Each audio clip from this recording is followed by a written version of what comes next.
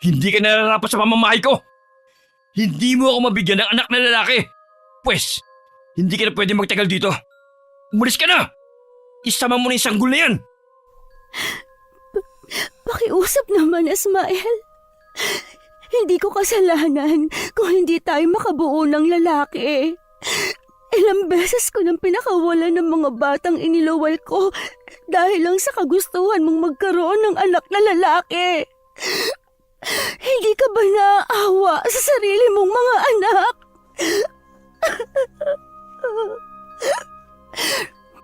Sinabi nang umalis ka na eh. Ayoko nang marinig ang iba mo pang sasabihin. Nagmamakaawa ko sa'yo, Ismael. Maawa ka sa amin ang anak mo. Wala na kaming ibang pupuntahan. Aalis ka o papatayin ko yung anak mo? Nakikiusap ako sa'yo. Hindi mo naman babagong isip ko. Pinalnampas ako. Kung hindi ka susunod, anak mo magbabayad sa katigasan ng ulo mo. Talaga bang matigas na ang puso mo para sa amin ng anak mo? Nasaan na ang lalaking nangako sa akin na alagaan at mamahalin ako? Pwes, wala nang lalaking yon. Kasalanan mo rin kung bakit naglahong pagmamahal ko sa'yo.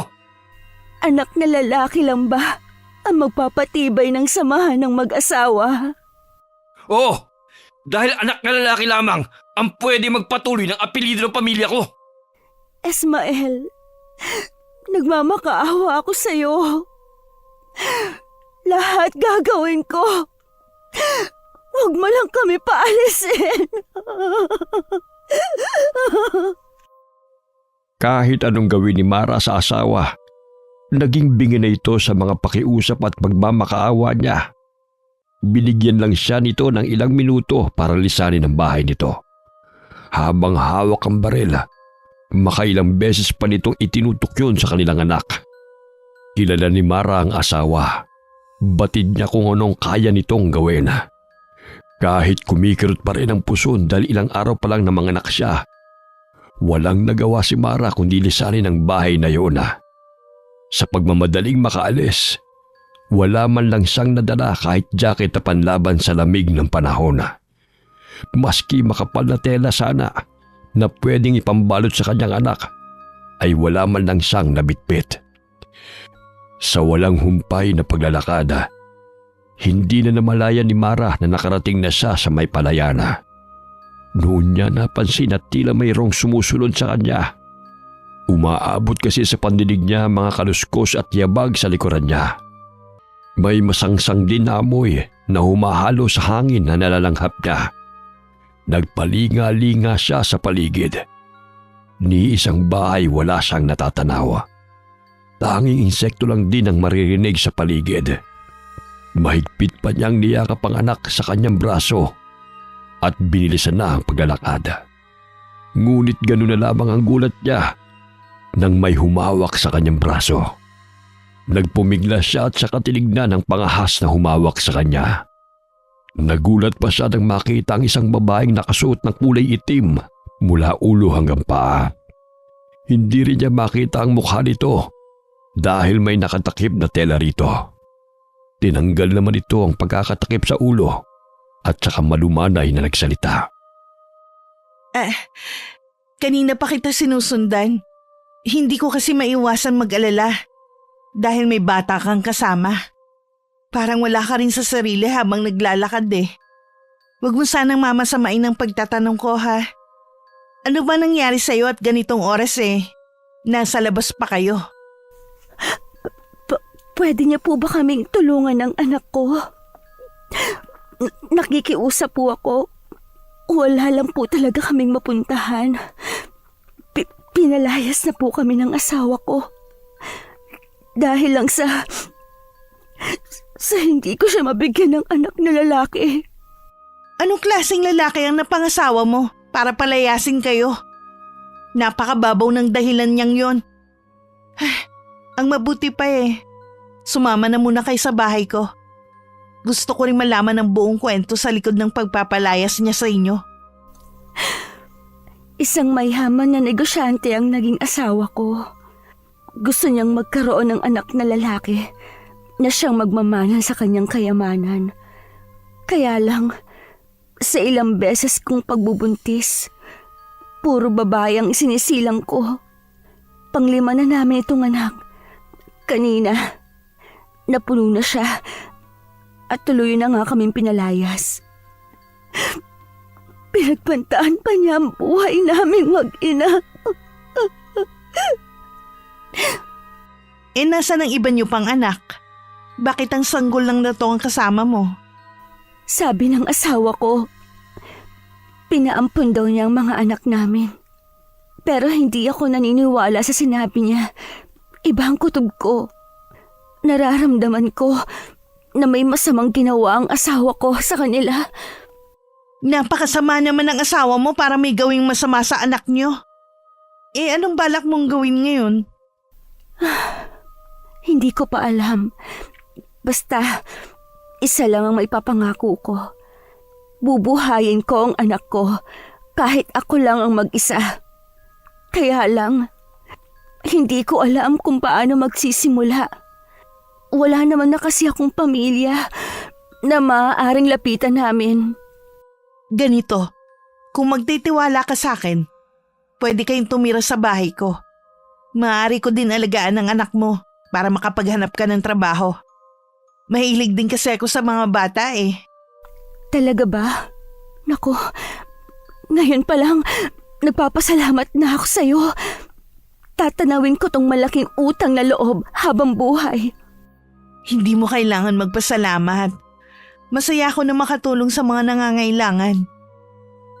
Dahil sa kagalakang nararamdaman at sa wakas ay meron ng taong tutulong sa kanilang mag-ina, hindi na napansin ni Mara ang misteryosong ngiti na gumuhit sa labi ng babae. Wala siyang kamalay-malay na maling tao ang kanyang hiningan ng tulong. At balang araw, pagsisisihan niya ang bagay na yon. Pagdating sa maliit na bahay na tinitirhan ng babae, agad na naglatag ito ng sapin sa nag-iisang papag na naroon. Agad namang inihiga ni Mara ang anak doon. Ang babae naman na nagpakilalang Lita ay naghanda ng pagkain para sa kanya. Habang kumakain, isa lang ang napuna ni Mara sa babae. Panay ang sulyap nito sa kanyang anak at napapangiti pa nga.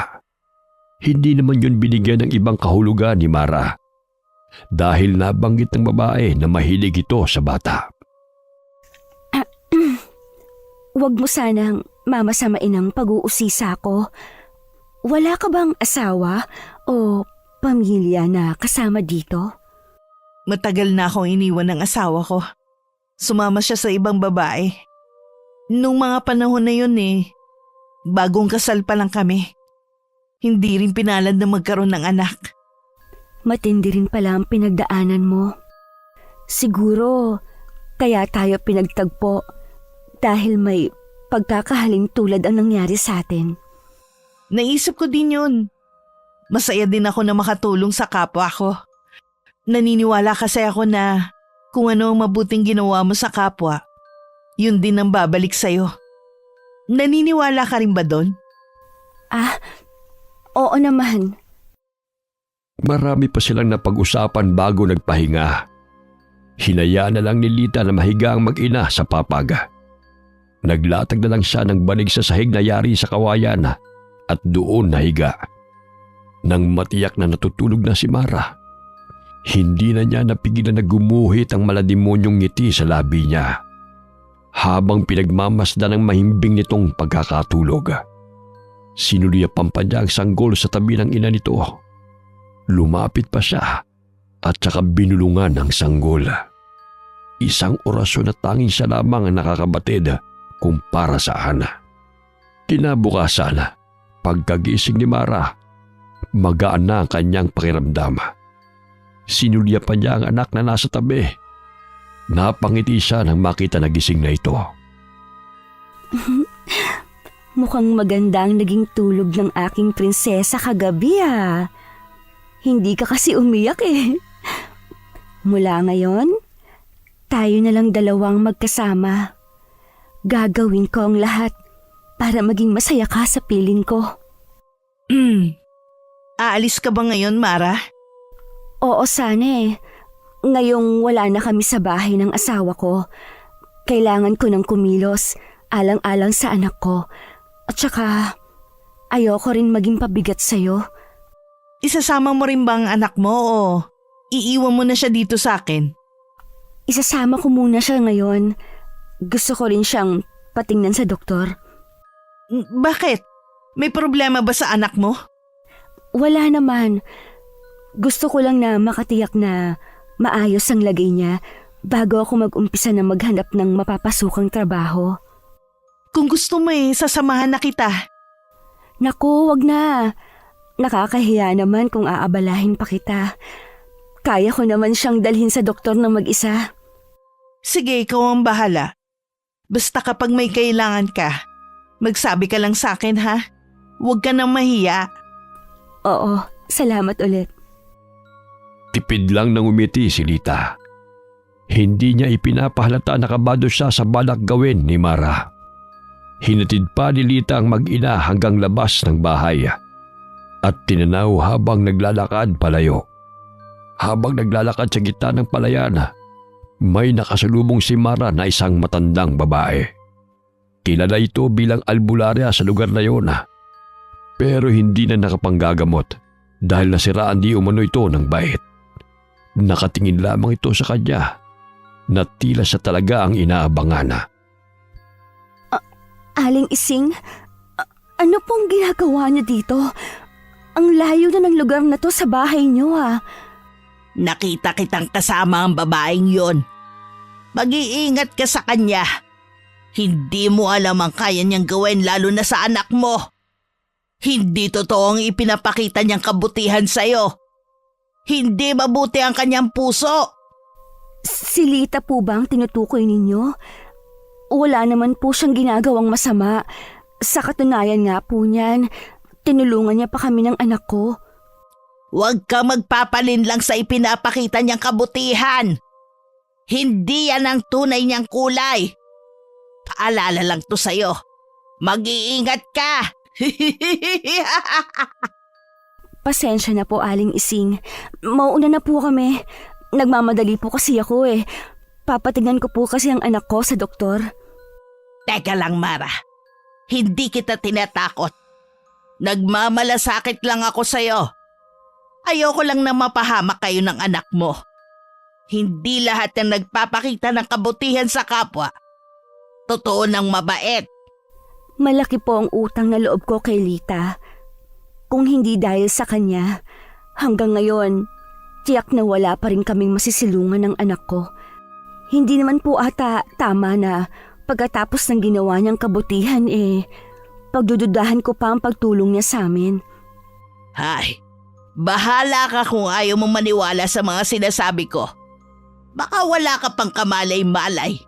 Nilagyan na pala ng babaeng yun ng laso ng sumpa ang anak mo. Ano po bang ibig ninyong sabihin? Kung tama ang hinala ko, hindi na siya ang sanggol na yan. Kinuha na siya ng taong inaakala mong may busilak na puso na tumulong sa inyo.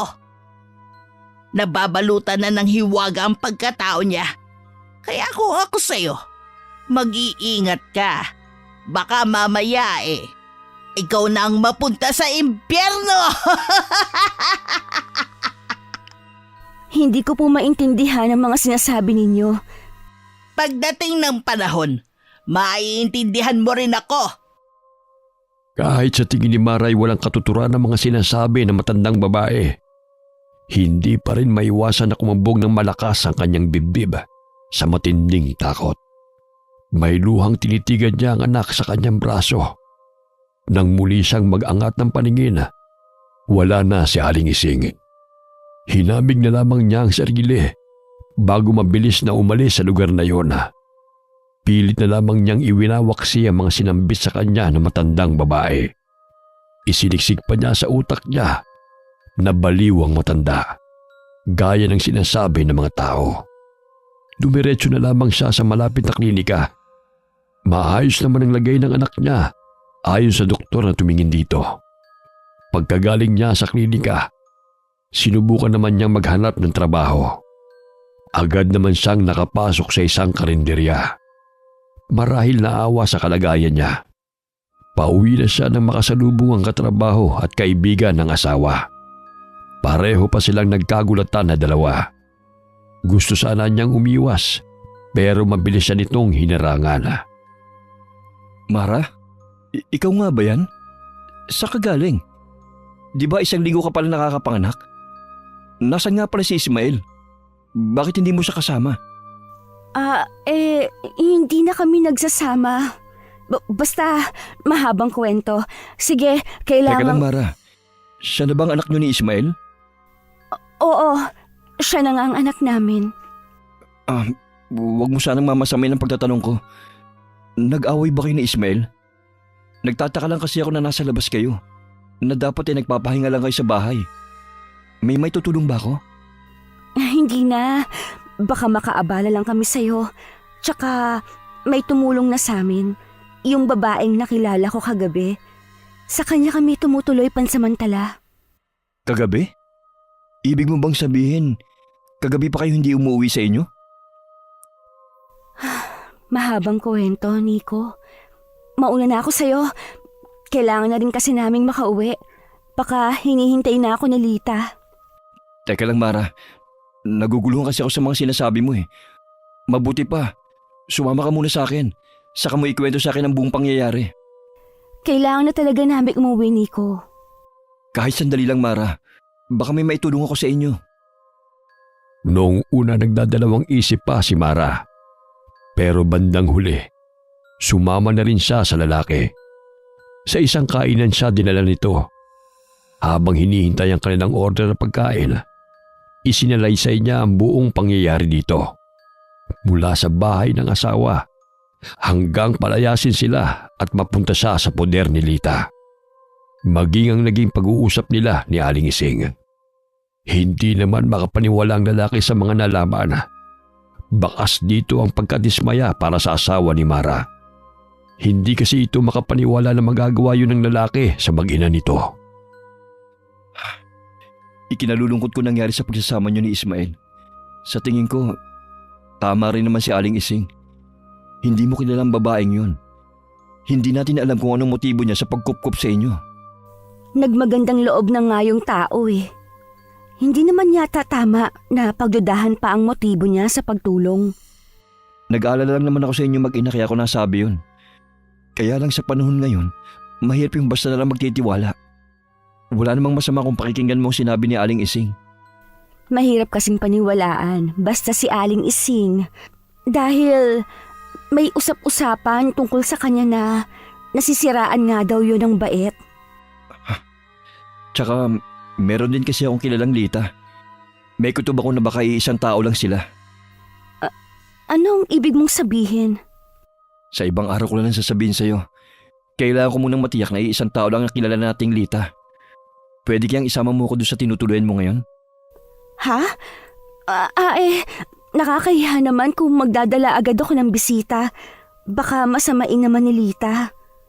Gusto ko rin kasi na makasiguro na ligtas kayo mag-ina sa tinitirhan nyo. Salamat sa pagmamalasakit mo, Nico. Pero tingin ko, may malalim ka pang dahilan kung bakit gusto mong malaman ang tinitirahan namin. Baka magkapangalan lang sila ng Lita na kilala mo. Hindi kasi ako matatahimik hanggat di ko nakikita yung Lita na sinasabi mo. Yung kasing Lita na kilala ko, nagpapanggap lang siyang tao. Pero ang totoo niyan, isa siyang aswang. Ang kadalasan niyang binibiktima ay bagong silang na sanggol at mga babaeng bagong panganak. Sana nga mali ako ng hinala. Sana ibang Litang tinutukoy mo. Hindi ko alam na naniniwala ka pala sa mga aswang. Sino ba ang Lita na yun sa buhay mo? Wala naman. Isa na lamang siyang nakaraan. Isang masamang bangungot. Nanindig naman ang balahibo ni Mara pagkatapos marinig ang mga sinabi ni Nico. Bigla tuloy siyang natakot umuwi sa bahay ng babae. Pero tuwing naiisip niya ang pagtulong nito sa kanilang mag-ina, napapawi ang anumang pagdududa niya rito. Kaya naman, kahit nahihiya na magdadala kaagad siya ng bisita, Isinama niya si Nico sa pag-uwi niya. Nais niya rin kasing matuldukan na ang anumang agam-agam sa kanya sa tunay na pagkatao ng babaeng tumulong sa kanila. Nang dumating sila sa kubo, sinalubong sila ni Lita. Pero ganun na lamang ang gulat ng dalawa nang makilala ang isa't isa. Anong ginagawa mo rito? Isinama mo ba siya, Mara? Huwag mong sabihin siya ang asawa mo. Hindi ko siya asawa, Lita. Katrabaho at kaibigan siya ng asawa ko. Magkakilala pala kayong dalawa? Mara, naalala ko, may importante pa pala akong gagawin. Aalis na ako. Ha? Akala ko ba? Kalimutan mo na sinabi ko. Mag-iingat ka. Sana naman ito nang huling pagtungtong mo rito. Tumingin lang si Nico kay Lita. Kapag tumalikod na siya at mabilis na naglakad palayo sa lugar na yon. Nang wala na ang lalaki, tsaka naman kinausap ni Mara si Lita. Pasensya ka na kung dinala ko siya dito. Hindi ko alam na magkakilala pala kayo ni Nico. Ay, wala ka namang kasalanan eh. Hindi rin ako galit sa'yo. Sa kanya lang ako galit. Huwag mo sanang mamasamain ang pagtatanong ko. Paano kayo nagkakilala ni Nico? Mahabang kwento. Pero sa nakikita ko naman handa kang makinig. Kaya sasabihin ko na rin. Pero kung mabigat pa sa loob mong sabihin, pwede naman sa ibang araw mo na lang ikwento. Hindi na. Ngayon ko na sasabihin. Siya ang tinutukoy ko sa'yo na asawa ko. Na iniwan ako para sumama sa ibang babae. Mula noon hindi na kami nagkita pa. Ngayon lang ulit pagkatapos ng maraming taon. Sa totoo lang may kirot pa rin sa puso ko dahil sa ginawa niya. Hindi ko pa rin magawang magpatawad hanggang ngayon. Naiintindihan kita, Lita. Kung gusto mo nang makakausap, nandito lang ako at handang makinig. Salamat, Mara. Ang mabuti pa, magpahinga ka na muna. Ako na lang ang bahalang mag-alaga sa prinsesa mo. Hindi pa siya dumidede, pero tingin ko busog pa siya. At okay naman ang resulta ng check-up niya kanina. Maiba nga pala ako. Nakahanap ka ba ng pwede mong pasukan? Oo, Lita. Sa isang karinderya, malapit lang sa klinik. Swerte nga ako kahit kasama ko ang anak ko, tinanggap pa rin nila ako. Nakita ko kasi yung paskil nila na kailangan nila ng tindera. Sinabi ko naman na may mag-aalaga sa anak ko kapag nagtrabaho na ako. Mabuti naman nakahanap ka agad ng mapapasukan. Huwag ka lang masyadong magpapakapagod. Baka kasi mabinat ka. Huwag ka mag-alala sa prinsesa mo. Ako ang bahala mag-alaga sa kanya. Maraming salamat, Lita. Alam ko na aalagaan mo mabuti ang anak ko. Hindi ko lang siya aalagaan. Ituturing ko rin siyang parang sarili kong anak. Nag-uumapaw naman sa tuwa si Lita. Sa wakas kasi, may pagkakataon na siyang masolo ang sanggol. Nang tumalikod si Mara para magpahinga, nilaro-laro pa niya ang bata. Sa kanyang pagkamangha, ngumiti pa ito sa kanya. Narinig pa ni Mara kung paano kausapin ni Lita ang kanyang anak. Hindi tuloy niya maiwasan na mapangiti. Ilang sandali pa, nang matiyak ni Lita na nakatulog na si Mara sa papaga, maingat niyang kinuha ang isang bote sa pinagtataguan niya. May laman yung dugo ng tao. Kumuha siya ng kapirasong bulak at saka yung pinataka ng sariwang dugo. Tsaka niya yung pinasipsip sa sanggol. Napangiti naman siya ng tila uhaw sa gatas na sinipsip yun ng sanggol. Nang sumapit naman ang hating gabi, doon pa lamang nagising si Mara. Nagtataka naman sa sarili kung bakit ganun kahabang oras siya nakatulog. Bumangon siya at nakitang pinapadede ni Lita ang anak.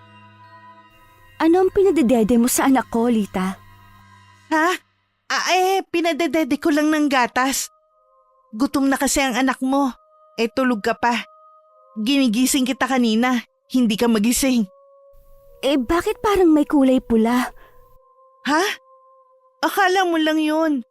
Baka dahil sa gasera kaya akala mo may kulay ang gatas niya. Ganun ba? Pasensya na kung napahaba ang tulog ko ha. Akin ang anak ko. Ako na lang magpapadede sa kanya para makapagpahinga ka na rin. Sige, kunin mo na siya. Matutulog na rin ako. Ikaw din magpahinga na ulit. Di ba maaga ka pang papasok bukas? Oo. Salamat ulit sa'yo, Lita ha. Ramdam ko talagang pagmamalasakit mo sa aming mag-ina. Sana balang araw makabawi din ako sa mga kabutihan mo. Huwag mo munang isipin yun. Masaya nga ako kasi dumating kayo sa buhay ko. Kahit papano mararanasan ko na rin kung paano mag-alaga ng bata. Ay, hindi naman sa wala akong tiwala sa'yo, Lita. Pero, kaya mo ba talagang mag-alaga ng bata? Oo naman. Sabi ko nga sa'yo, mahilig ako sa bata at pangarap ko rin maging isang ina. Hindi ganun kadali ang mag-alaga. Kailangan ng mahabang pasensya sa pag-aalaga, lalo't sanggol. Kung wala kang tiwala sa akin, ayos lang naman. Naiintindihan ko naman Tsaka, kahapon lang tayo nagkakilala, di ba? Naku, hindi naman sa wala akong tiwala sa'yo. Ang totoo niyan, nahihiya talaga ako sa'yo. Sinabi ko naman sa'yo, masaya akong makatulong sa inyo. Babae din ako, kaya naiintindihan ko ang pinagdadaanan mo. Sino pa bang magtutulungan kundi tayo lang, di ba? Oo nga. Huwag ka mag-alala. Kapag sumahod ako, hahatian kita sa kita ko. Tulong ko na sa'yo kapalit ng pagpapatira mo sa amin dito. At pag-aalaga na rin ang anak ko. Wag na. Hindi mo naman ako kailangan bayaran pa. Ipunin mo na lang ang pera mo para sa anak mo. Mahal ang gatas at diaper ngayon. Paano kung magkasakit pa ang anak mo? Kailangan may tabi kang pera. O sige, hindi na kita pipilitin pa. Patutulugin ko na muna ang anak ko ha. Ngumiti lang si Lita sa kanya bago tumalikod. Si Mara naman, muli nang bumalik sa papag at saka pinahiga ang anak sa tabi. Kinabukasan, maagang nagising si Mara. Nagisnan na rin niyang gising ang anak at tila merong kalaro na hindi niya nakikita. Ngumingiti kasi ito lagi. Ilang sandali pa, bumangon na rin siya para maghanda sa pagpasok sa trabaho. Gising rin sa mga sandaling yun si Lita. Bago umalis, hinagkan niya muna ang anak. Nagbilin din siya kay Lita. Habang binabaybay ang daan palabas, napalingon siya nang marinig ang mga kaluskos sa kanyang likurana. Bigla ang kanyang paglingon at bumungad sa kanya ang nanlilisik na titig ni Aling Ising. Mabilis din itong lumapit sa kanya. Napansin niya kaagad ang kakaibang aura na matandang babae. Hindi ka mabuting ina, Mara. Wala kang ibang inisip kundi ang sarili mo lang. Pinalaan na kita tungkol sa babaeng yon. Pero hindi ka nakinig. Ipinagkatiwala mo talaga sa babaeng yon ang iyong anak. Hindi pa uli para iligtas mo ang iyong anak. Kunin mo siya at umalis na kayo sa lugar na to. Aling Ising, pabayaan niyo na po ako. Wala pong mangyayari sa ginagawa ninyong pananakot sa akin. May tiwala po ako kay Lita. Alam ko pong mabuti siyang tao. Nakikiusap po ako sa inyo na tigilan niyo na ang paninira dun sa tao. Wala naman po siyang ginagawa sa inyo Kapag po hindi pa kayo tumigil sa panggugulo ninyo, mapipilitan na po akong kausapin ng mga anak niyo. Baliw ka, Mara! Isa kang baliw para mas paniwalaan mo sinasabi ng babaeng yon. Sa atin pong dalawa, kayo ang nababaliw. Dahil sa mga pinagsasabi ninyo, hindi na po ako natutuwa sa pakikialam niyo sa akin. Mamayang gabi, pagbasdan mo ang buwan, pakiramdaman mo rin ang taong labis mong pinagkakatiwalaan. Sana hindi pa huli kapag napagtanto mo na tama pala ako. Masyado niyo na po akong inaabala. Umalis na lang po kayo at sana po tigilan niyo na ang panggugulo sa akin. Gabayan ka nawa ng Diyos at ang iyong anak. Naway hindi pa mahuli ang lahat. Hindi na sumagot si Mara. Nagmamadali na niyang tinalikuran nito at naglakad palayo. Hindi rin niya maiwasan ang makaramdam ng pagkainis. Mabuti na lamang hindi siya nahuli sa trabaho dahil sa pangaabala na ginawa ng matandang babae. Samantala, nagpasya si Ismael na umalis ng bahay. Plano niyang puntahan ang mga anak na pinaampun niya sa isang kakilala. Habang lula ng minamanehong sasakyan, muling nagbalik sa kanyang nakaraan. Biglang lumambot ang ekspresyon ng kanyang mukha nang maalala ang mga anak. Mahal naman talaga niya ang mga ito. Natakot lamang siya sa sasabihin ng mga magulang. Ang mga ito kasi ang may gusto na lalaki ang maging anak niya para magpatuloy sa legasiya ng pamilya. Iisang tao lamang ang umampon sa mga anak nila ng asawa.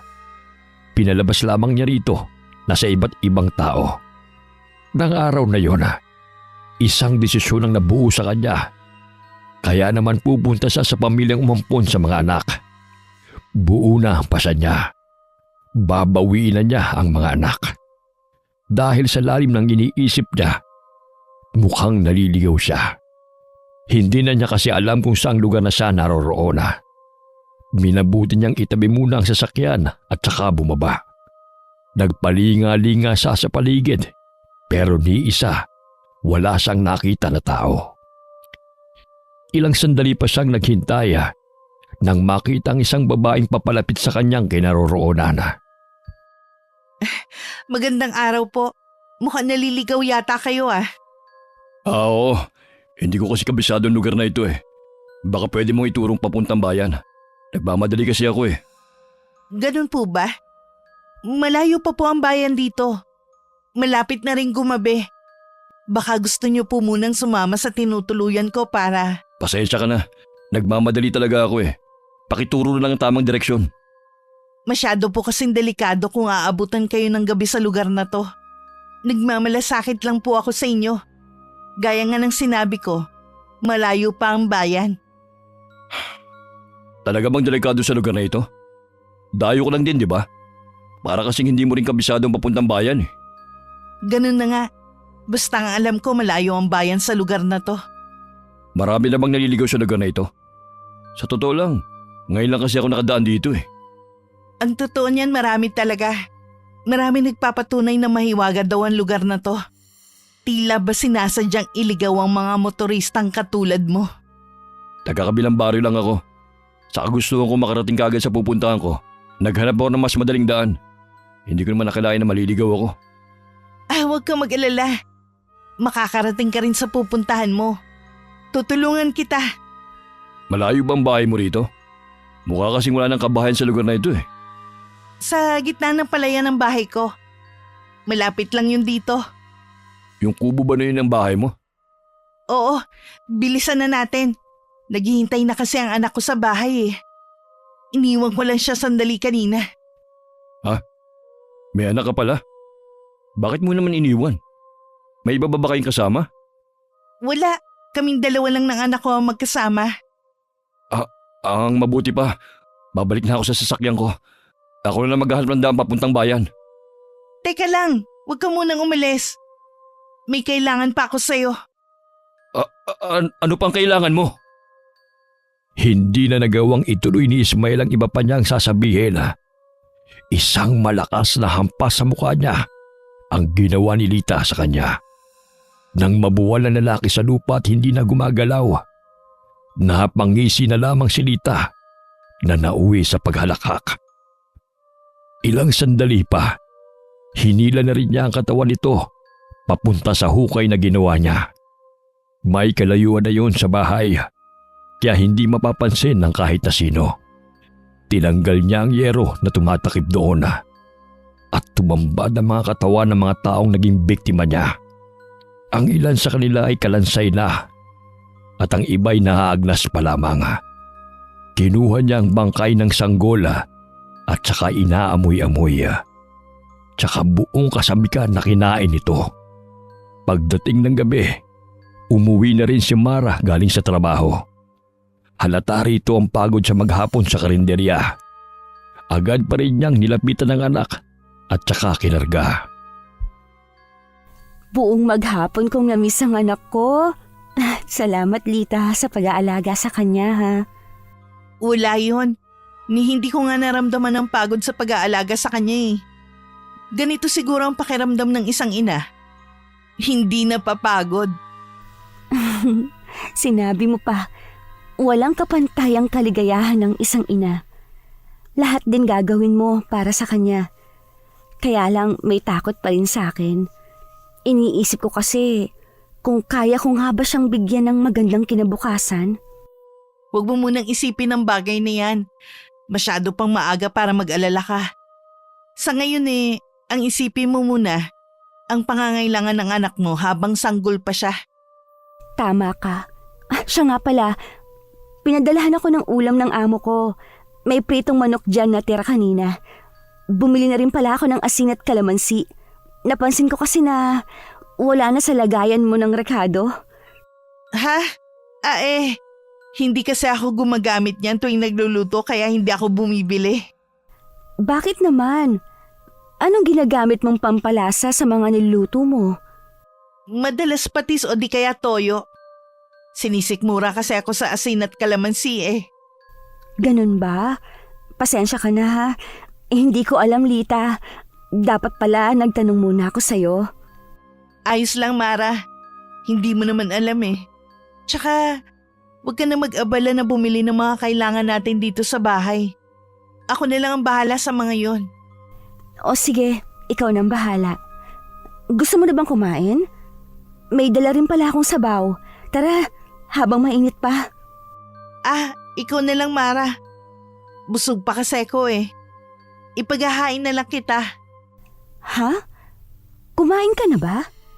Nagmerienda kasi ako kanina. Medyo mabigat sa tiyan. Kaya hanggang ngayon busog pa rin ako. Maiwan muna kita ha. May kailangan lang akong gawin. Ha? Pero gabi na. Importante ba yan talaga? Oo, babalik din ako agad. Kumain ka na lang dyan para makapagpahinga ka na. Alam kong pagod ka sa maghapong trabaho. Nais pa sanang tumutol ni Mara, pero mabilis na tumalikod si Lita. Naiiling na lang na sinundan niya yon ng tingin na binalingan na lamang niya ang pagkain. Hindi naman talaga siya nagugutom, pero kailangan niya pa rin kumain para may lakas siya. Madilim naman ang anyo ni Lita habang naglalakad palayo. Nakarating siya sa bahay ni Aling Ising. Biglang kumuyom ang kanyang kamao nang makitang matandang babae. Malalaki ang mga hakbang na nilapitan niya ito. Nang mapansin siya nito, hindi man lang ito kinakitaan ng takot. Bakit ba ang hiling mong mangialam na matanda ka ha? Pinalaan na kita noon, di ba? Huwag mong sirain ang mga plano ko. Pero hindi ka nakinig. Ngayon, pagbabayaran mo ang mga ginawa mo. Wala akong ginawang mali, Lita. Kahit patayin mo ko ngayon, hindi ko pagsisisihan ang ginawa ko. Kung ako sa'yo, palayain mo na ang batang yon. Sino ka para utusan ako? Walang sino ang maaaring magdikta sa dapat kong gawin. Akin ang batang yon. Akin lang. Ako lang ang karapat-dapat na maging ina niya. Wala nang iba. Kaya kung ako sa'yo, manahimik ka na. Isa kang baliw! Wala kang karapatan na kunin ng bata sa kanyang tunay na ina. Baka nakakalimutan mo na ang kapalit ng dugong may sumpa. Hindi mo rin maaangkin ng sanggol dahil buhay mo mismo ang magiging kapalit ng sumpa. Tumahimik ka, tanda. Alam ko ang ginagawa ko. Sa dinami-dami ng katawan na nakolekta ko, magtatagumpay ako. Sa pagkakataong ito, hindi ako papalpak. Balang araw, ako na ang kikilalanin niyang ina at hindi ang babaeng yun. Desperada ka na nga, Lita. Minsan ka na nga nagkamali ng desisyon. Pero gagawa ka na naman ng isa pang maling desisyon. Kailangan pa bang humantong sa ganito? Wala kang alam, tanda, sa mga pinagdaanan ko noon. Kaya tama lang na gawin ko to. Alam ko lahat ng nangyari sa'yo, Lita. Isa kang aswang na umibig sa ordinaryong lalaki. Para mapasayo siya, nilinlang mo siya. Minahal ka niya ng totoo pero anong ginawa mo? Ginamit mo lang siya para makapaghiganti ka sa mga taong dahilan ng pagkamatay ng una mong anak. Natutunan ko rin naman mahalin si Nico. Pero kung kailan naman nahulog na ng husto ang loob ko sa kanya, tsaka naman siya nagpasyang iwan ako. Tama lang na iwan ka niya. Dahil isa kang halimaw. Naging halimaw lang ako dahil na rin sa kagagawa nila. Pinatay ng mga taong yun ang anak ko. Dapat lang na sa mga sanggol din ako gumante. Para matikman nila ang puot ko. Balang araw, pagsisisihan mo ang lahat ng ginawa mo. Wala akong nararamdaman ng pagsisisi. Wala na ako noon. Ni konsensya na ubos na rin. Ang natitira lang sa akin ngayon ay puro galit. Naiwan naman na natigilan si Aling Isinga. Bumuway ang tayo niya dahil sa matinding kaba na pilit itinatago kanina. Inilibot man niya ang paningin sa paligid pero hindi niya na nakita pa si Lita. Sumagi bigla sa kanya kung puntahan kaya niya ito sa kubo nito sa gitna ng palayana. Pagkatapos ng ilang sandaling pag-iisip, kinuha lang niya kanyang alampay at saka lumakad na. Tuloy-tuloy siyang pumasok sa kubo at nadatnan niyang nagliligpit sa kanugnog na kusina si Mara. Tumikhim siya para mabatid dito ang kanyang presensya. Nagulat naman ito nang makita siya. Ano po bang ginagawa niyo dito? Anong sadya niyo? At saka po, hindi kayo pwede na basta lang papasok dito. Umalis na kayo ng anak mo dito, Mara. Nanganganib ang buhay ninyo mag-ina. May masamang binabalak sa inyo si Lita. Sige na, ilayo mo ng anak mo rito. Nakikiusap ako na makinig ka sa akin. Bakit hindi niyo po tigilan ang paninira niyo sa tao? Sa ilang araw na ako dito, wala pong pinakitang masama sa akin si Lita. Nakakatulong pa po siya sa pag-aalaga ng anak ko. Kaya nakikiusap ako. Umalis na kayo bago pa siya dumating. Nahihibang ka na rin. Ano? Nahawa ka na sa kabaliwan ni Lita? Ay, hindi po ako hibang. Kayo po ata itong nababaliw, gaya ng sinasabi ng mga tao sa inyo. Dahil wala pong matino ang pupunta sa isang bahay para magsalita ng walang katuturang bagay. Nakaramdam ng kakaiba sa kaharap si Aling Isinga. Nag-isip siya ng paraan kung paano mapapalabas ang babae. Nagkunwari siyang lalabas muna at kailangang magbanyo. Itinuro naman ito kung saan siya maaari magbanyo. Pagkababa ng kubo, naghanap ng mapagtataguan si Aling Isinga at saka hinintay ang pagbabago ng anyo na nagkukunwaring si Mara. Nagulat naman si Lita sa biglang paglitaw ng matandang babae. Nang makabawi sa kabiglaan, ngumisi ng nakakaloko si Lita. Sa tingin mo kaya mapaglalalangan mo ko? Nasa na mag-ina? Saan mo sila dinala? Alam ko naman yun eh. Sadyang matalas pa rin ang pakiramdam mo sa kabila ng katandaan mo. Nasa na mag-ina? Huwag mo na silang hanapin pa. Wala na mag-ina.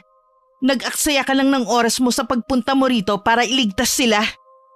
Hindi ako naniniwala sa'yo. Nararamdaman kong buhay sila. Pakawalan mo sila. Huwag mo na silang idamay sa kamiserablehan ng buhay na meron ka. Hayaan mo na silang mamuhay ng normal. Sino ka para sabihan ako ng kung anong dapat kong gawin? Huwag mong kalilimutan na nasa teritoryo kita. Magagawa kong paslangin ka ora mismo. Sinasabi ko sa'yo, hindi mo ko kakayanin. Hindi kailangan umabot pa sa marahas na engkwentro ang paghaharap nating to. Hanggat maaari, gusto kong daanin sa mahinahon na pag-uusap. Sa kabila ng ginagawa mo, may puwang pa rin ang awa ko sa'yo. Kaya nakikiusap ako. Pakawalan mo na ang mag-ina. Tumigil ka na sa pagkitil ng mga inosenteng tao. Wala ka na magagawa pa. Huli na ang lahat. Sarado na ang puso't isipan ko sa mga pakiusap. Binago ko ng mga taong sinasabi mong inosente. Ginawa nila akong halimaw. Kaya tama lang na mamatay silang lahat. Pagsisisihan mo rin sa huli ang mga ginagawa mong to. Ikaw ang magsisisi sa bandang huli. Dahil hindi mo nagawang iligtas sa mga kamay ko ang mag-ina. Wala kang kwenta. Hinintay mo pa talaga na maisagawa ko ang huling balak ko sa kanila bago ka kumilos. Anong ginawa mo sa sanggol? Gusto mo talagang malaman, ha? Sa unang gabi pa lang niya sa bahay na to, binulungan ko na siya ng aking sumpa.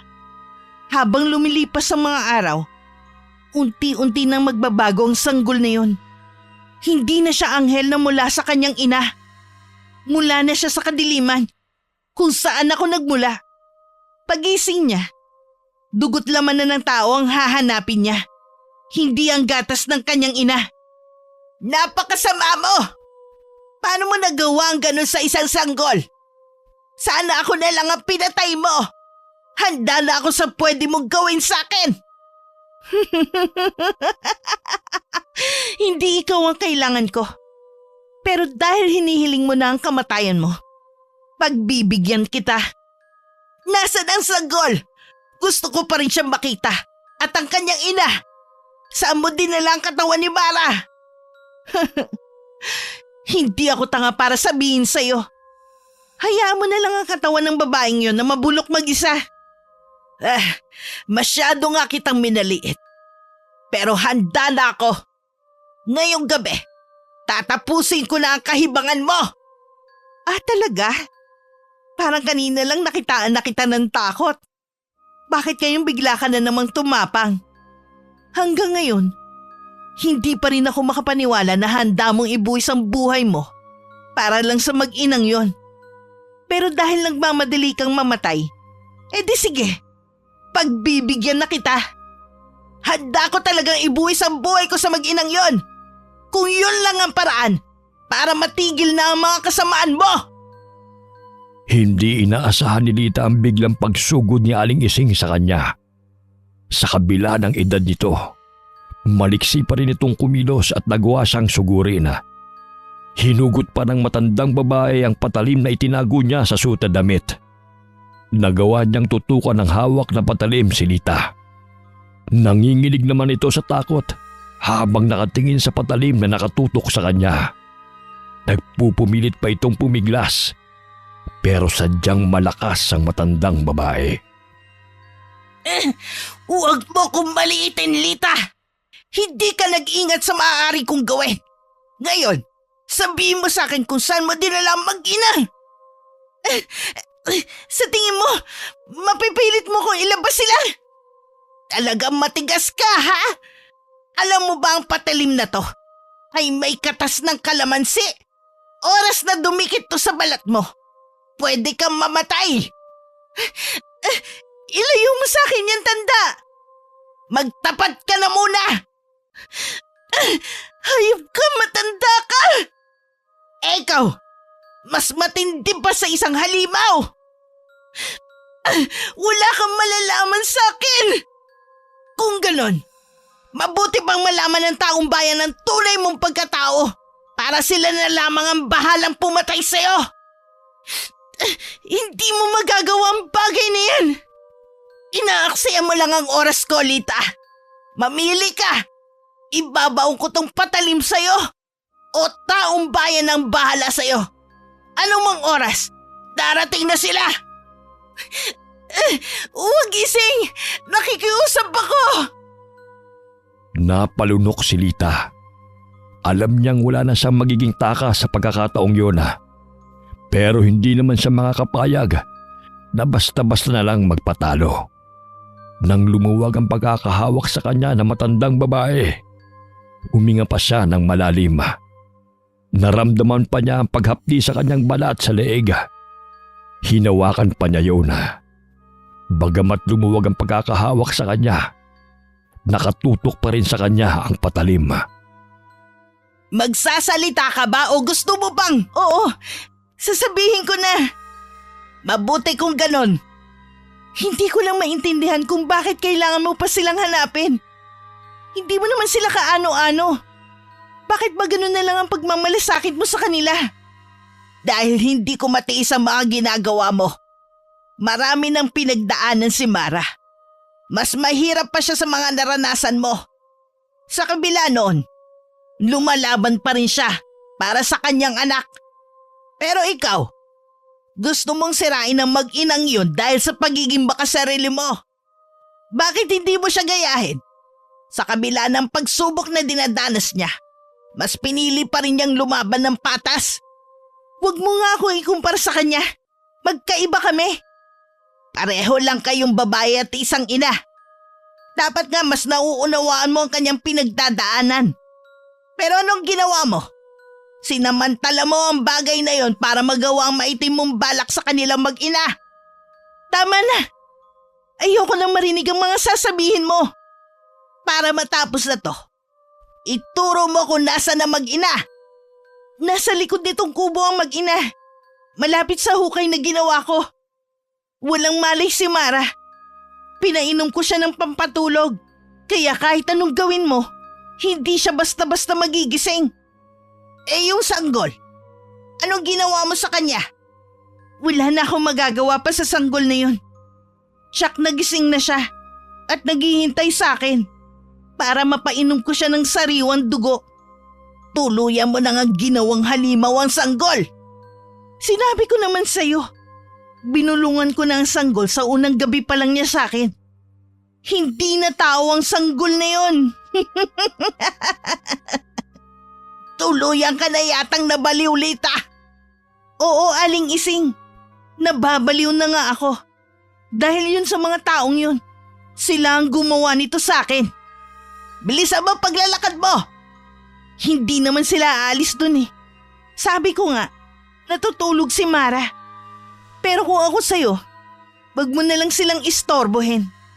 May pasok pa kasi si Mara bukas. Kailangan niya ng mahabang pahinga.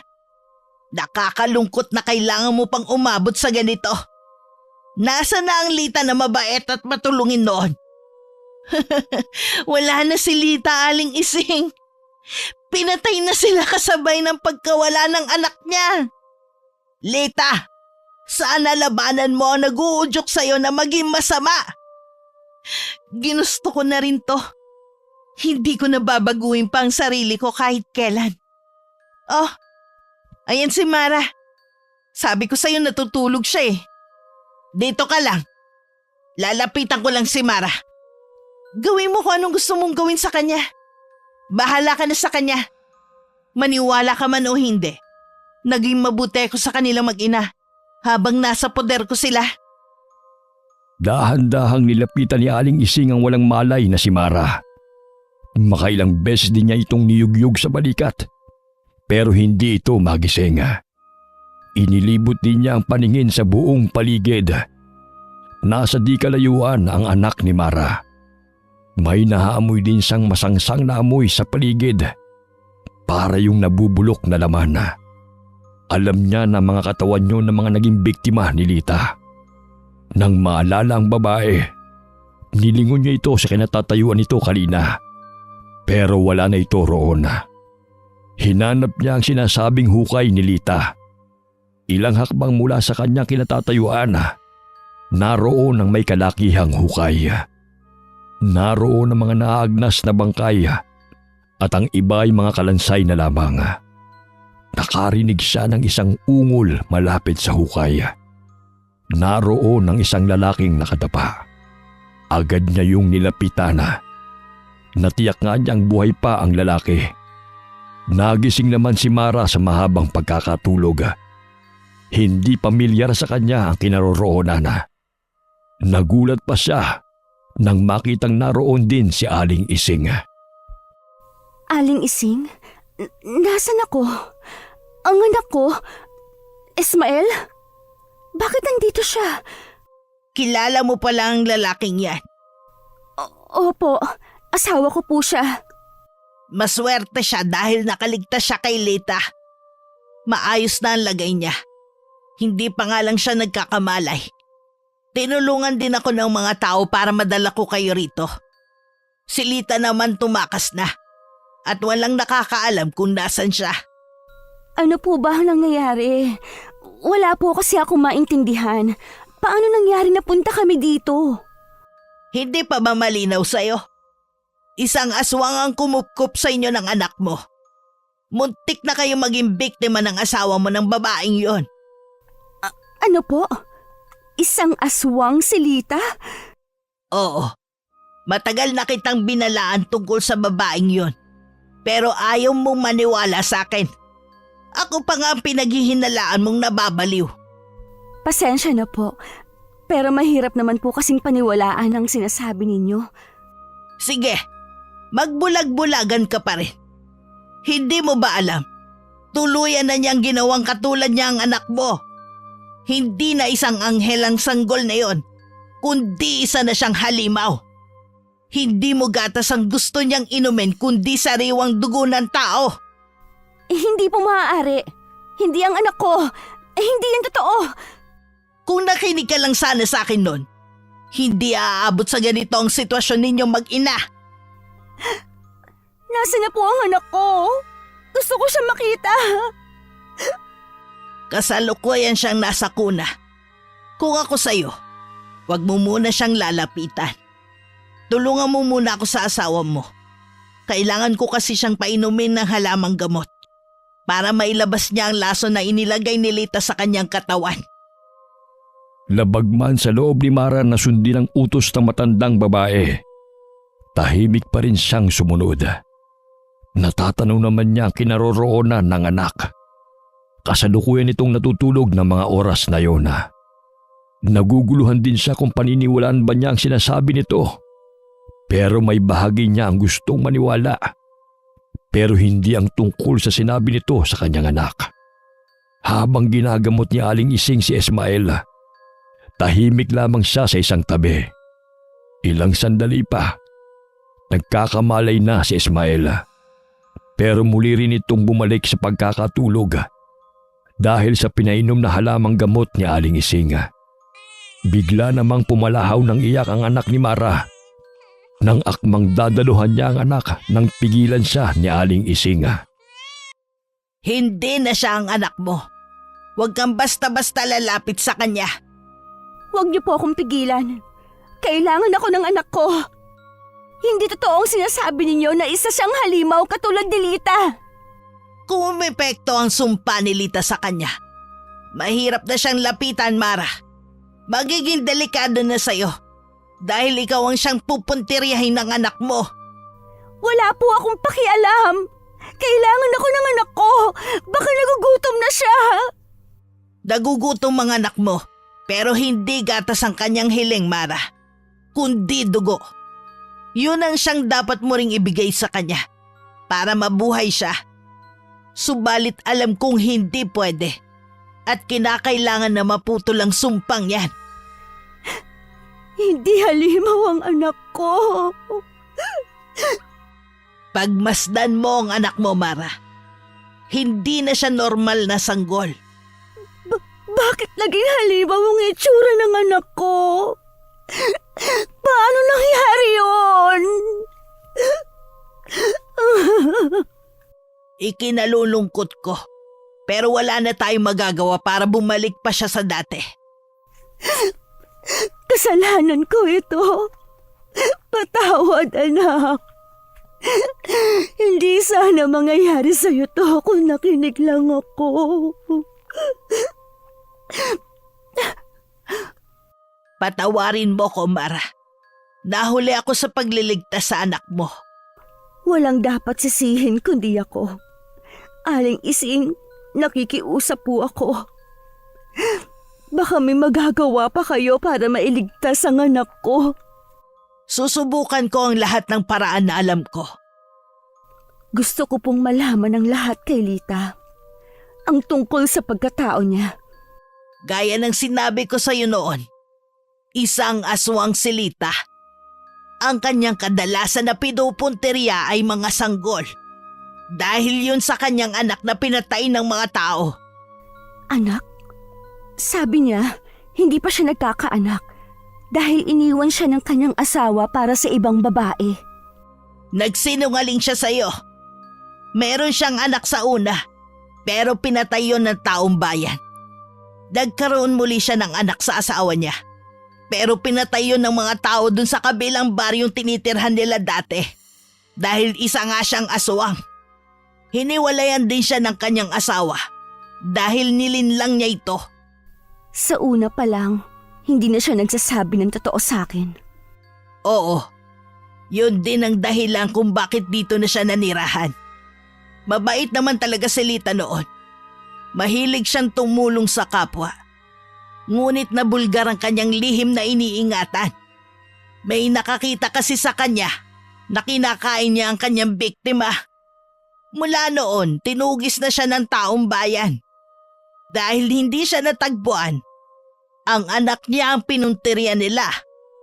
Sa araw din bang yon, pinatay ang kanyang anak at tumakas ang kanyang asawa? Oo, bagong silang ang kanyang sanggol noon. Dahil na rin sa takot ni Lita nang makita siya ng isang mangingisda. Nagtago siya at hindi niya nabantayan ang kanyang anak. Nang umuwi siya sa kanila, sunog na ang kanilang bahay. Mula noon nag-umpisa na ang kanyang paghihigante. Kung alam ko lang sana na isa siyang aswang, hindi ko hahayaang ipagkatiwala sa kanya ang anak ko. Naiintindihan kita na nangangailangan ka ng matutuluyan ng gabing yon. Wala kang malapitan kaya sinamantala niya yon. Pero lahat ng taga rito, alam ang pagkatao niya. Wala nga lang nangangahas na kalabanin siya dahil sa matinding takot. Kilala niyo po ba ang naging asawa niya? Ang pangalan ng asawa niya ay Nico. Pinalot ng matinding takot si Mara nang matiyak na si Nico na katrabaho at kaibigan ng asawa ang tinutukoy ni Aling Ising. Nahinto naman ang kanilang pag-uusap nang makarinig ng malakas na kalabog sa silid na pinaglagyan nila ng kanyang anak. Mara, huwag mo lalapitan ng sanggol! Papakanib ang anak mo! Wala akong pakialam. Kailangan ako ng anak ko. Mara, makinig ka sa akin! Ha? Aling Ising, may aswang! Layuan mo ang mag-ina! Ako ang harapin mo! Alam ko kung sino ka! Lita, ikaw ba yan? Tigilan mo na kami ng anak ko. Maawa ka sa kanya. Isipin mo ang namatay mong anak. Gusto mo bang maranasan din ng anak ko ang nangyari sa kanya? Hindi mo na anak yan, Mara! Akin na siya! Anak ko na siya! Kaya kukunin ko na siya sa'yo! Ako ang nababagay na maging ina niya at hindi ikaw! Hindi ako papayag na kunin mo ang anak ko! Hindi halimaw ang anak ko! Huli ka na, Mara! Ang dali mo kasing linlangin! Hindi mo man lang nahalata ang tunay kong motibo sa pagtulong ko sa inyo ng anak mo! Kahit anong gawin ninyo na matandang yan, hindi nyo na maililigtas ang anak mo! Huwag ka makinig sa kanya, Mara! Gagawa ko ng paraan para hindi makuha ng tuluyan ng anak mo! Ang anak ko, Aling Ising. Tulungan niyo ang anak ko. Gagawin ko lahat ng magagawa ko! Hindi ko ibibigay ang anak ko sa'yo. Nagpambuno si Aling Ising at Lita. Walang gustong magpatalo sa kanila. Parang mabangis na hayop na inatake ng paulit-ulit ni Aling Ising si Lita. Hanggang may sali niya ito sa dingding ng bahay. Nabali pa ang isang pakpak nito at sinamantalayo ng matandang babae para itarak dito ang patalim na pinahira ng katas ng kalamansi. Bumulwak naman ang itim na likido sa dibdib ni Lita hanggang sumuka na siya ng dugo. Sinamantala naman ni Mara ang kaabalahan ng dalawa. Binuhat niya ang kanyang anak na nasa kuna. Nalingunan pa siya ni Aling Ising na karga ang anak. Mara! Sinabi ko naman sa'yo, huwag mo siyang hawak! Aray! Anak! Bakit mo ako kinagat? Tulungan mo ako! Aling Ising! Naging halimaw ang anak ko!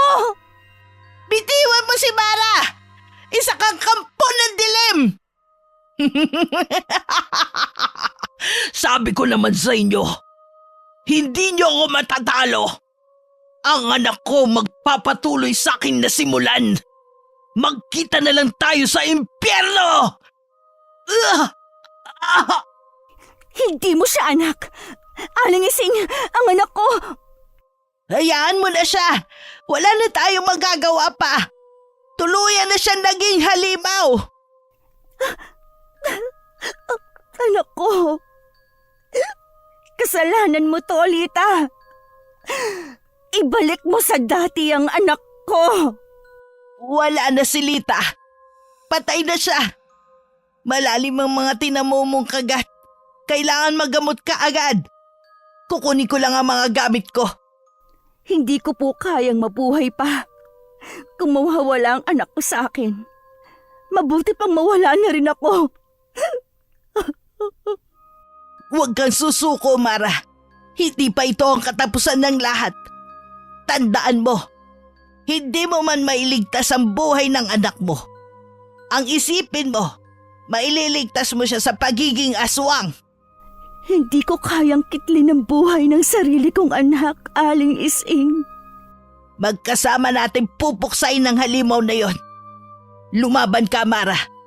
Yun din ang gugustuhin ng anak mo. Hindi ang maging halimaw na papatay sa mga inosenteng tao. Hindi ko po kaya, Aling Ising. Kapag hindi mo ginawa ang tama, para mo na rin hinayaang magtagumpay si Lita sa masama niyang plano sa inyong mag-ina. Pwede po bang kayo na lang ang gumawa? Binibigyan ko po kayo ng permiso na gawin kung ano ang tama. Ayoko ring magdusa ang anak ko katulad ni Lita. Oo, Mara. Gagawin ko ang sinabi mo. Alam ko masakit sa'yo bilang ina. Pero isipin mo na lang na hindi lang anak mo ang maliligtas mo. Pati buhay ng ibang tao. Nang makarinig sila ng palahaw ng sanggol, agad na kinuha ni Aling Ising ang kanyang patalim at saka nilapitan ang sanggol sa sahig. Nang makita nito ang kanyang paglapit, tumahan ito ng iyak. Pero bigla rin nagbago ang anyo nito.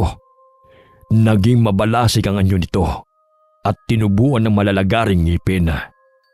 Nang akmang ibabaw na ni Aling Ising ang patalim sa dibdib ng sanggol, bigla itong lumundag papuntang bintana at saka biglang nawala sa kadiliman ng gabi. Akma sana niyang hahabulin ito nang marinig ang mga ungol ni Mara na nahihirapan. Binalikan niya ito at ginamot muna. Ilang sandali pa, bumuti na rin ang lagay ni Mara. Ligtas na ito sa kapahamakan sa kabila na nangihina pa rin.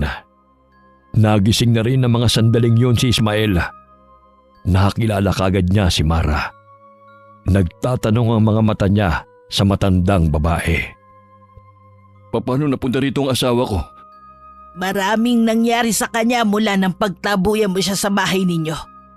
Muntik na rin siyang mapahamak sa kamay ni Lita. Lita? Yung babaeng yun, muntik niya na akong patayin. Maswerte ka dahil nakaligtas ka sa kamay ng aswang na yon. Aswang ang babaeng yun? Oo, siya ang dahilan kung bakit nasa ganitong kalagayan ang asawa mo ngayon. Nasaan ang babaeng yun? Wala na siya. Ako ang pumatay sa kanya. Sino po ba kayo? Paano niyo nakilala ang asawa ko? Ang pangalan ko'y Ising. Dati akong albularya sa lugar na ito. Ikaw yung babaeng sinasabi nilang baliw? Ako nga. Hindi rin kita kilala.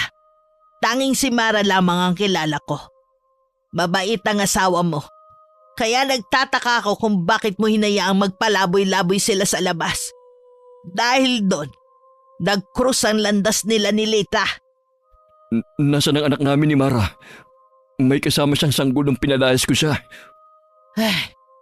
Ikinalulungkot kong sabihin. Pero isa ng ganap na aswang ang anak niyo. Ano bang pinagsasabi mo, ha? Totoo nga atang baliw ka eh. Nasa iyo na kung maniniwala ka sa akin. Ito lang ang masasabi ko. Kasalukuyang naghahasik ng lagim ang anak mo sa labas. At tuwing sasapit ang gabi, patuloy siyang maghahanap ng mabibiktima niya. Paano ko nakakatiyak na nagsasabi ka ng totoo at hindi lang gumagawa ng kwento? Hintayin mo magkamalay ang asawa mo. Siya ang magpapaliwanag sa iyo ng lahat. Ano ba talagang nangyari kay Mara? Saan galing ang mga sugat niya? Kagagawa niya ng anak niyo. Sa sobrang pagmamahal niya. Nilapitan niya ito at hindi inisip ang sariling kaligtasan. Patawarin mo ako, Mara. Nagsisisi na ako sa ginawa ko sa inyo ng anak natin. Nakikiusap ako. Gumising ka na. Kailangan lang niya ng pahinga. Ligtas na siya sa kapahamakan. Salamat po sa tulong niyo. Hinawakan pa ni Ismael ang kamay ng asawa. Hindi na rin niya napigilan ang pangingilid ng luha dahil sa awa rito. Hindi rin niya maiwasan na haplusin ang mukha nito. Puno yun ng galos na tila kalmot ng isang bata. Maputla rin ang mukha nito at malaki ang ibinagsak ng katawan mula ng palayasin niya. Tahimik naman na nagmamasid sa kanila si Aling Ising. Ilang sandali pa, napatingin sa labas ng bintana ang matandang babae. Baka sa kanya ang matinding pag-aalala. Batid niya kasi ng mga oras na yun ay meron ng bagong biktimang sanggol na anak ni Mara. Sa kabilang dako naman, lula ng sasakyan nito, si Nico na pauwi galing sa trabaho. Nang sa kalagitnaan ng kanyang biyahe, biglang huminto ang kanyang kotse. Sa pag-aakalang makina ang problema, umibis siya sa sasakyan at nagpunta sa harapan. Habang nakatungo sa harapan ng makina, bigla siyang natigilan ng makarinig ng mga palahaw ng isang sanggol. Inilibot niya ang kanyang paningin at saka napako ang mga mata sa tabi ng daan na may mga nagtataasang damo. Humakbang siya palapit doon at nakita niya ang isang sanggol. Nababalutan yun ng puting lampin. Nagpalinga-linga muna siya sa paligid. Nagbabaka sakaling may makita ang ibang tao. Pero wala siyang napansin sa paligid. Dahan-dahan niyang kinarga ang bata. Ngunit hindi pa man natatagalan. Napaigik na siya sa sakit sa kanyang leeg. Nang ilayo niya ang sanggol sa kanya, ganun na lamang ang sindak niya nang makita ang mabagsik na itsura ng sanggol. Pinagkakakalmot pa siya dito hanggang mabuwal siya sa lupa. Pilit pa rin siyang nagpupumiglas dito. Pero nagawa nitong sagpangin ang kanyang leeg. Dahilan para malagutan siya ng hininga. Pagsapit ng umaga, ang sanggol na naghahasik ng lagim pagsapit ng gabi ay mahimbing na natutulog sa kakahuyan kung saan walang pwedeng gumambala rito. Nang mga oras na yon, nagising na rin si Mara. Naipagtapat na rin niya kay Ismael ang mga nangyari. Patawarin mo ako, Ismael. Kasalanan ko kung bakit naging halimaw ang anak natin. Hindi ko siya nagawang iligtas kay Lita. Huwag mo sisihin ang sarili mo. Walang dapat sisihin kundi ako. Naging napakalupit ko sa inyo ng anak natin. Ano ang gagawin natin ngayon? Kailangan natin siyang mahanap bago muling sumapit ang gabi. Dahil kung hindi, marami pa siyang mabibiktima. Hahanapin ko ang anak natin. Ako mismo tutugi sa kanya. Tahimik namang nakikinig sa kanila si Aling Ising. Ilang sandali pa, tumanaw ito sa labas ng bintana. Hindi may kakaila rito ang matinding pag-aalala. Hanggat hindi pa napapatay ang sanggol na yon, tiyak na babalutin ng matinding takot ang baryo na yon. Higit pa nung naghahasik ng lagim si Lita. Walang kamalay-malay ang tatlo sa gabing yon ay pupunta sa kanila ang sanggol ni Mara.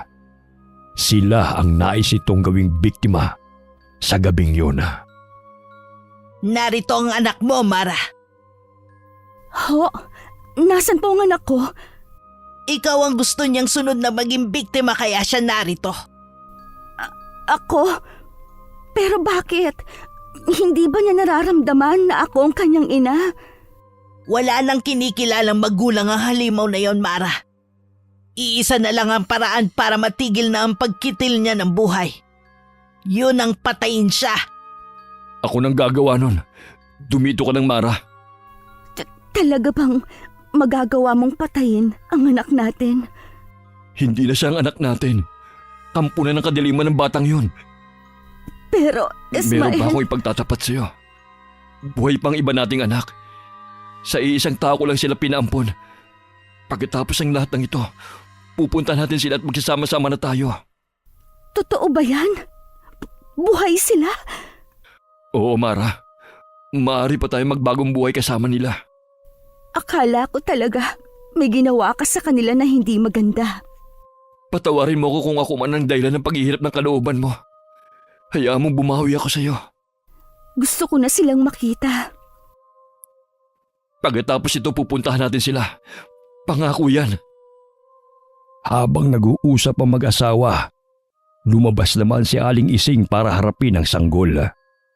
Sa labas ng bahay, naroon ang sanggol. Matalim ang pagkakatitig sa kanya. Nang lumundag ito papunta sa kanya, nagpambuno sila nito at nagpagulong-gulong pa sa lupa. Nabitiwan pa ni Aling Ising ang patalim. Mabilis ang kilos ng sanggol at hindi niya ito mahuli.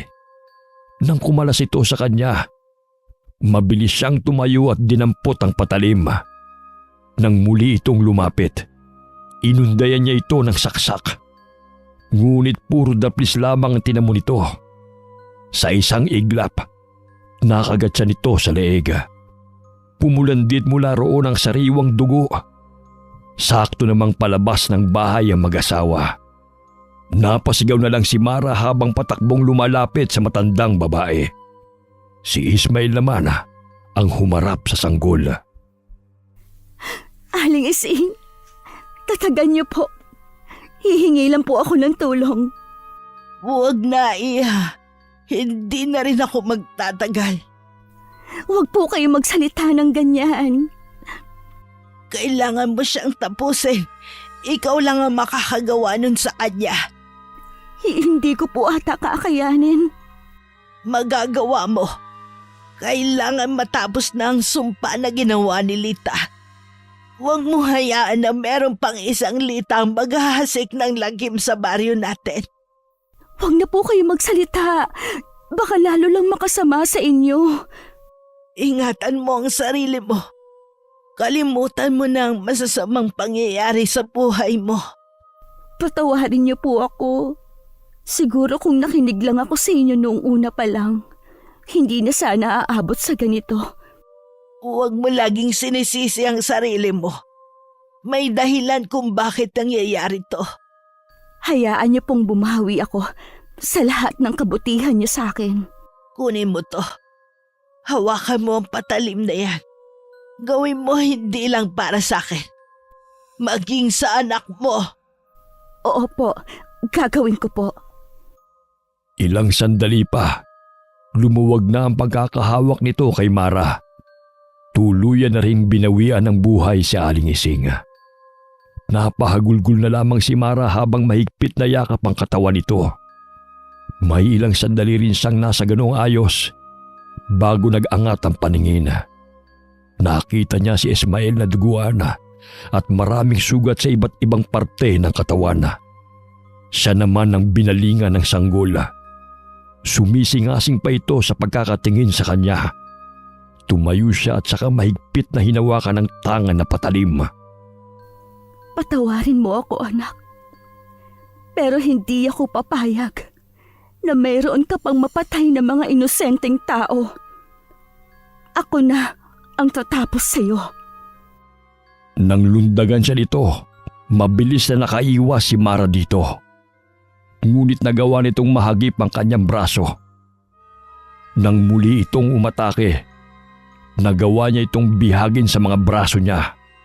Kagat at kalmot ang natamo niya, pero hindi niya ito binitiwan. Hanggang sa iangat niya ang patalim na hawak. Patawad, anak ko. Mahal na mahal kita. Sa mismong dibdib ng sanggol niya itinarak ang punyal. Sa mismong mga braso niya, nawala ng buhay ang kanyang anak. Muling nagbalik sa normal ang anyo nito. Napasigaw na lamang si Mara sa matinding paghihinagpis. Iika-ika naman na lumapit sa kanya si Ismael at saka sa ikinulong sa mga bisig nito. Maski ito, hindi na rin napigilang mapaiyak dahil sa sinapit ng kanilang bunsong anak. Sa sementeryo sa baryo na yun, inilibing ang labi ni Aling Ising, Lita at ang anak ni Mara. Kailangan na nating umalis. Sandali na lang, Ismael. Baka kasi ito na rin ang huling sandali na madadalaw ko sila. Sayang. Sandaling panahon lang natin nakasama ang anak natin at si Aling Ising. Oo nga, sa kanya ko nakita ang tunay na kabutihan at pagmamalasakit sa kapwa. Ibinuwis niya ang buhay niya para sa atin. Hindi ko makakalimutan ang kabutihan at pagsasakripisyo niya para sa inyo. Sana tanggapin pa rin ang anak natin sa langit. Hindi naman niya sinasadya ang mga ginawa niya. Maging si Lita. Alam ko, biktima rin lang siya. Nagpapasalamat din ako dahil binigyan pa rin niya tayo ng pagkakataon na makapagbagong buhay at maituwid ko mga pagkakamali ko. Tara na kung ganon. Gusto ko na rin makita ang mga anak natin. Tiyak na matutuwa silang makita ka.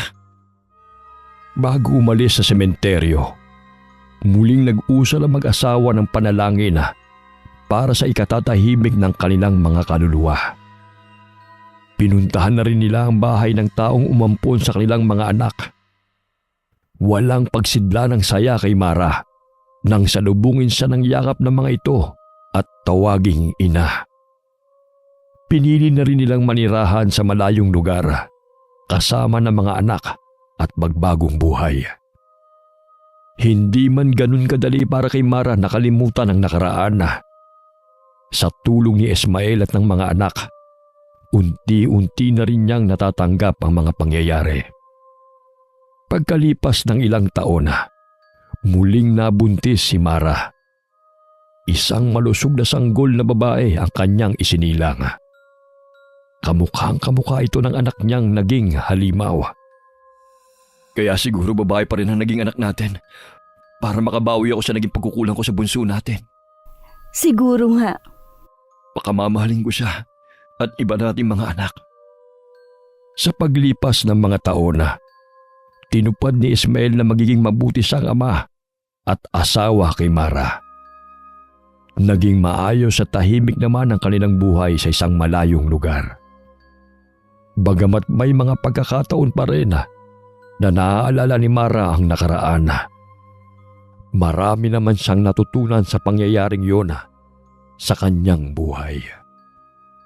Wakas.